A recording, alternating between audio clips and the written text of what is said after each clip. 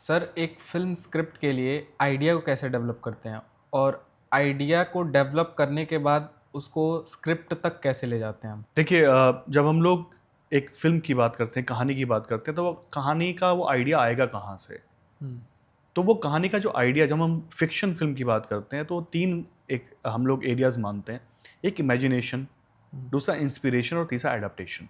हम्म, तो हम इन तीन जगह से जब एक आइडिया को डेवलप करते हैं, एक आइडिया लेते हैं, तो उसी को हम वो लोग बोलते हैं फिक्शन का आइडिया।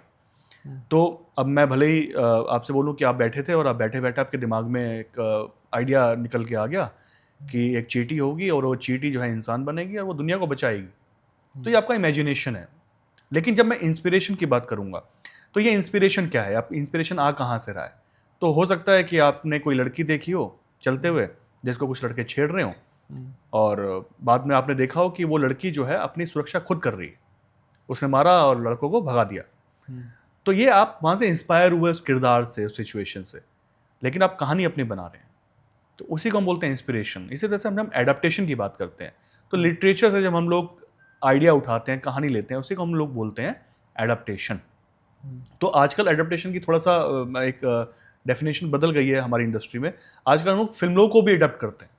हम्म, तो हम लोग एडाप्टेशन की जब बात करते हैं तो एडाप्टेशन लिटरेचर से भी हो सकता है, और कोई जो फिल्म बनी हुई है, जब उसके राइट्स लेके आप आगे फिल्म दोबारा बनाते हैं उसी कहानी को लेके, उसको भी हम एडाप्टेशन बोलते हैं।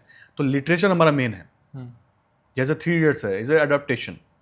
तारक मेहता का उल्टा चश्मा जो है, दैट इज अ एडाप्टेशन। हम्म, तो बहुत सारी फिल्में एडेप्टेड हैं। हम्म, तो आइडिया कहाँ से आ रहा है?